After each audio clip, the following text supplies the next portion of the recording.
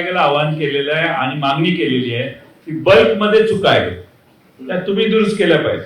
आता एखाद्या मतदारातील 8,000 चुका असतील तर त्या 8,000 चुका आम्ही सबमिट करायच्या इंडिव्हिज्युअली प्रत्येक ठिकाणी. याला मग किमान 1 महिन्याचा वेळ तर दिला पाहिजे. वेळ नसल्यामुळे तुम्ही 7 दिवसात आणि 8 दिवसात करा म्हटल्यावर कोणत्या एक तर तुमच्या याद्या डिजिटल नाहीये. तुम्ही या याद्या डिजिटल का नाही करत? डिजिटल याद्या केल्या की सगळ्यांनाच सोयीचं होईल आणि तुम्हालाही सोयीचं होईल काम करायला.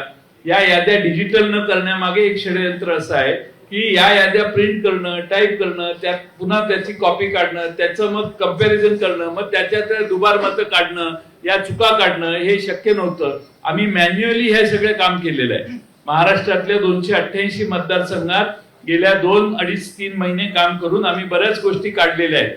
हे छोटे काही उदाहरणं आहेत. आणखी उदाहरणं आम्ही देऊ शकतो. आम्ही वाट बघतोय निवडणूक आयोग काय करणार आहे. एकच मिनिट तू मगाचपासून प्रश्न विचारतो, पण तत्पूर्वी एक सांगतो की निवडणूक आयोगाचं काम व्यवस्थित पद्धतीने निवडणुका पार पाडणं हे आहे. आणि त्या निवडणुकीच्या प्रक्रियेत समजा आमच्या राजकीय पक्षाकडनं त्यांच्या नियमाचं कुठे उल्लंघन झालं किंवा आणखीन कुठे चूक झाली तर आम्हाला कायद्याचा दंडुका दाखवला जातो करप्ट प्रॅक्टिस म्हणून. आता आमचं म्हणणं असं आहे की ही निवडणूक आयोगाची करप्ट प्रॅक्टिस आहे. ही निवडणूक आयोगाची करप्ट प्रॅक्टिस आहे. ज्याप्रमाणे स्वतः शिवसेना प्रमुखांना ती शिक्षा भोगावी लागली होती. त्यांचं 6 वर्ष मतदानाचा अधिकार हिरावून घेतला गेला होता. आता निवडणूक आयोगाला आणि निवडणूक आयुक्तांना काय शिक्षा करायची जर त्यांनी सुधारणा केली नाही तर? कारण ही निवडणूक प्रक्रियेतली निवडणूक आयोगाची करप्ट प्रॅक्टिस आहे. हा भ्रष्टाचार आहे त्यांचा. एक त्याचा प्रश्न उद्या म्हणजे मग तुम्ही यांना विचारा.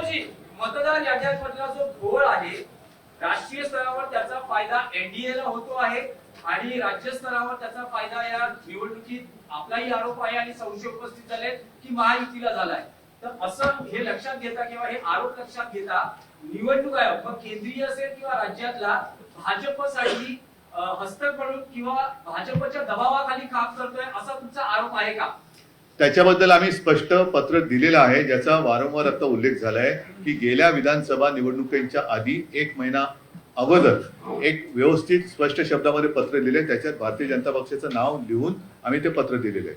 आणि नसेल तर भारतीय जनता पक्षाने आज आमच्या शिष्टमंडळात यायला पाहिजे. आज किंवा काल येऊ शकले नसतील तर त्यांनी सांगावं उद्या येतो. आम्ही सगळे मिळून जायला तयार आहोत. आता हा प्रश्न जो आहे हा चेंडू भाजपच्या कोर्टात आहे. त्यांची जर का ह्याच्यात ढवळाढवळ नसेल तर त्यांनी आमच्या शिष्टमंडळात सामील व्हावं आणि आम्ही जी मागणी करतो ती त्यांनी करावी. आता isakal.com आहे देशातील नंबर 1 ची मराठी न्यूज वेबसाईट.